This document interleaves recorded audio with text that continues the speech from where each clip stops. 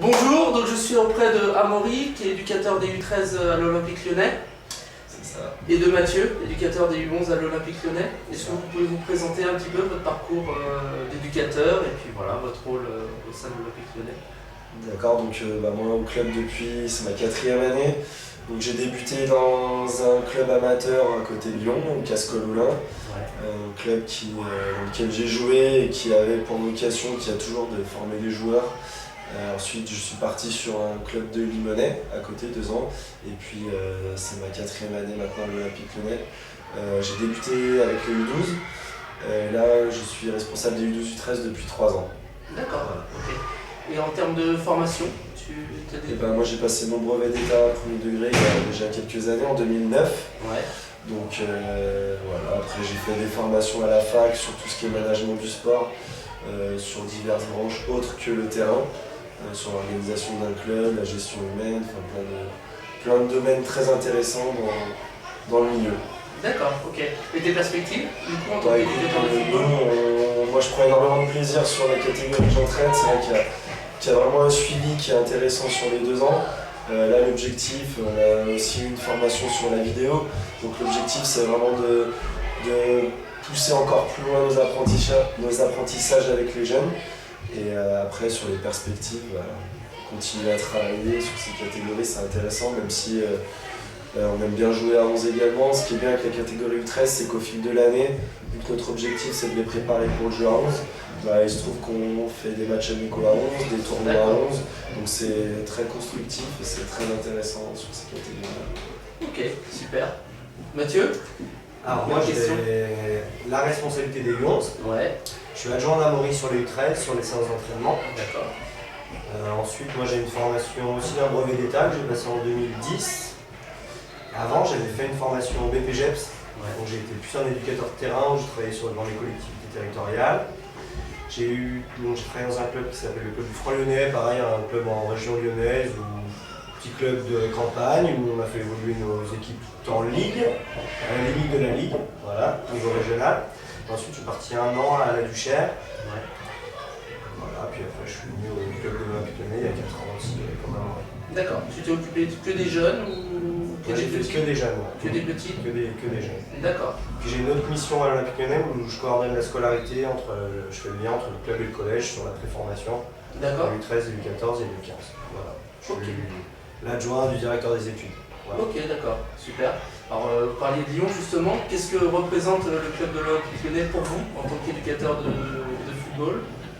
Moi déjà j'ai été vers supporter dans un premier temps, voilà, ça a toujours été un rêve d'intégrer un centre de formation, d'intervenir et de travailler dans un centre de formation. Aujourd'hui on est à la porte, parce qu'on est en préfo encore, mais voilà. Et ouais, c'est un club de cœur quoi. Donc, beaucoup d'énergie, beaucoup d'investissement et beaucoup de plaisir à travailler dans ce club et voir un garçon porter ce maillot. D'accord, super. Tu vois, Moi c'est vrai que j'ai 25 ans, donc j'ai grandi, j'ai passé mon adolescence et mon passage à l'adulte avec de nombreux titres à l'Olympique Lyonnais. Ouais. Donc c'est vrai que c'est un club qui nous tient à cœur, on est né à Lyon. Voir ce club tant en avant pendant 7-8 ans, on devient supporter forcément et avoir l'opportunité de travailler dans le club, c'est une vraie chance qu'on a saisie. Et effectivement c'est une grande fierté de côtoyer des garçons qui sont pleins de talent et qu'on espère voir le plus haut possible. D'accord, donc vous n'êtes pas issu en fait des équipes de jeunes de l'Olympique Lyonnais. Vous avez pu saisir une opportunité?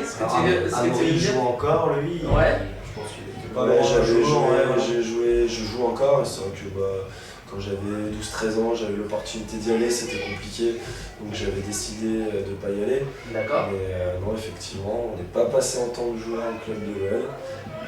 Il y en a qui y sont passés, il y a beaucoup d'éducateurs qui étaient joueurs au club, D'accord. ce qui est bien. Et c'est vrai que c'est toujours intéressant d'avoir ces 2 profils-là. Avec l'expérience club, c'est important d'avoir des personnes qui sont du club, qui sont passées par le club, qui ont été formées par le club, qui connaissent les valeurs, qui connaissent tout ça. Et donc c'est vrai que c'est très intéressant de travailler avec ces personnes-là pour faire développer tout ça. D'accord. Et comment s'est créée votre opportunité du coup d'intégrer la formation? Donc, sur notre formation de brevet d'État, on a été formé par des cadres techniques fédéraux qui sont venus avec un projet à l'Olympique Lyonnais, qui ont formé aussi Rémi Garde pendant son DEPF, et du coup, M. Garde il était intéressé par leur projet qui est sur un jeu, sur un entraînement global, toujours basé sur le jeu, voilà, et nous, on a été formés, d'ailleurs, ils nous ont sollicités. D'accord, super. On va parler un petit peu management d'équipe, mais plutôt autour du cadre de travail. Comment vous gérez vos joueurs, vos jeunes joueurs? Voilà, quelles sont vos valeurs que vous essayez de transmettre auprès des jeunes, votre cadre de travail, de fonctionnement? Donc nous, sur les catégories, nous, à l'Olympique Lyonnais, chaque âge, c'est les U13, les U12, c'est vrai que la plupart des clubs les font jouer ensemble. Nous, c'est vraiment voilà, nos U12 sont chacun dans leur collège de secteur en 6e, ils s'entraînent le soir, 3 fois par semaine, et les U13, justement, l'entrée en U13, enfin U13 du coup deuxième année, l'entrée en U13 elle coïncide avec l'arrivée en sport-études, ils intègrent tous le même collège. Donc là il y a un gros changement au cours de leur croissance, ils intègrent un nouveau cadre et c'est vraiment un changement de rythme pour eux. Donc c'est vrai que c'est pas forcément facile, il faut s'adapter, on a des garçons qui viennent de tout le département, il y a plein de paramètres à prendre en compte. Et c'est vrai que on voit les garçons évoluer, c'est vraiment intéressant. Donc après sur l'effectif, on a une vingtaine du 13 pour une équipe. Donc l'objectif, c'est de les préparer pour le jeu à 11. C'est d'en amener le plus possible sur le jeu à 11 chez nous. Donc après, il y a des garçons avec lesquels on travaille depuis longtemps. Donc on les voit évoluer, on les voit par moments stagner. L'idéal c'est d'arriver à identifier leur marge d'apprentissage. Le but c'est d'essayer de les projeter. L'objectif c'est pas d'avoir les meilleurs joueurs du moment, c'est vraiment d'avoir les joueurs chez lesquels on détecte vraiment 2-3 points on peut se dire à lui il peut être prêt pour le haut niveau dans 5-6 ans. C'est vrai qu'aujourd'hui on a des clubs qu'on rencontre avec des garçons très athlétiques, mais sur lesquels on n'a pas forcément de projet avec eux. Est-ce que ces garçons dans 3, 4, 5 ans, ils vont être performants comme ils le sont aujourd'hui en U12, en U13? Alors il y en a oui, mais c'est vrai que nous l'objectif il est tout autre. C'est vraiment sur, tu demandais des objectifs, les valeurs, mais on a vraiment des critères sur l'intelligence de jeu, sur la technique, la capacité à prendre des informations très très vite. C'est des critères qu'on essaie d'identifier très jeunes, sur la base en fait sur laquelle on s'appuie pour essayer de faire progresser les jeunes. Après l'aspect athlétique rentre en compte forcément, mais on aime bien les garçons qui sont très vifs, qui ont des très bons appuis. Technique, prise d'information, intelligence de jeu. Est-ce que le garçon est capable de mettre ses qualités techniques au service du jeu, du groupe? Ça, c'est vraiment les critères sur lesquels on s'appuie, tout en essayant de maintenir un très bon état d'esprit au sein du groupe. D'accord, Alors pour revenir sur les valeurs qu'on parlait, nous on a 3 valeurs qui sont dans notre projet, qui sont le fil rouge. On a l'excellence, l'humilité et l'engagement. Excellence, humilité, engagement. Voilà, c'est sur quoi on travaille des U7 jusqu'à la CFA. C'est nos valeurs, les valeurs du club. Ok, on va parler un petit peu technique. Est-ce qu'il y a d'abord une petite question fil rouge que je pose. Qu'est-ce que vous pensez du jeu en une touche de balle? Pour moi, il est indispensable dans le haut niveau. Voilà, ça demande aux enfants de bien s'informer et d'avoir vu avant de recevoir le ballon. Et ça montre une stratégie, quelque chose qui est fait avec les autres dans le jeu. Pour moi, c'est indispensable ce genre de touche. Pour accélérer et améliorer le jeu. Amaury? Pour moi aussi, c'est essentiel. C'est quelque chose qu'il faut acquérir. Après, le mettre en place en fonction du problème de jeu que nous pose l'adversaire, en fonction de la situation. Mais si on n'est pas capable de jouer en une touche, on parlait tout à l'heure des critères, c'est des garçons qui ne sont pas capables de prendre l'information et d'anticiper les choses, ils ne peuvent pas jouer en une touche, ils ne peuvent pas être connectés les uns les autres. Donc nous, c'est quelque chose qu'on essaie de faire apprendre, et c'est vrai que c'est vraiment important. Alors après, on aime bien aussi à l'OL avoir des garçons qui sont capables de garder le ballon, de percuter, de provoquer, de faire des choses, mais ils doivent être capables d'alterner. Voilà. Nous, vraiment, on travaille sur la résolution de problèmes.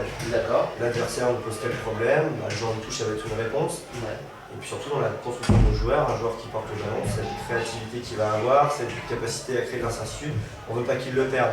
D'accord. Donc voilà, ça va être un équilibre voilà, selon le joueur, selon les problèmes qu'il pose aux adversaires. Ok, super. J'ai des crayons, j'ai un paperboard derrière. Est-ce que vous pouvez me donner un exercice de séance, un jeu de séance, soit que vous appréciez énormément, soit qui est un fondamental de l'Olympique Lyonnais qu'on vous transmet? Voilà, un exercice. Je sais qu'on n'est pas forcément des grands dessinateurs en tant que technicien, mais c'est pas grave. L'idée c'est juste de faire partager. Voilà. Nous, on va Quelque chose qui présenter vous une aide. situation de référence qu'on utilise, on a Eh plusieurs ben, situations de référence. Super. Le vert, je l'utilise uniquement pour le terrain.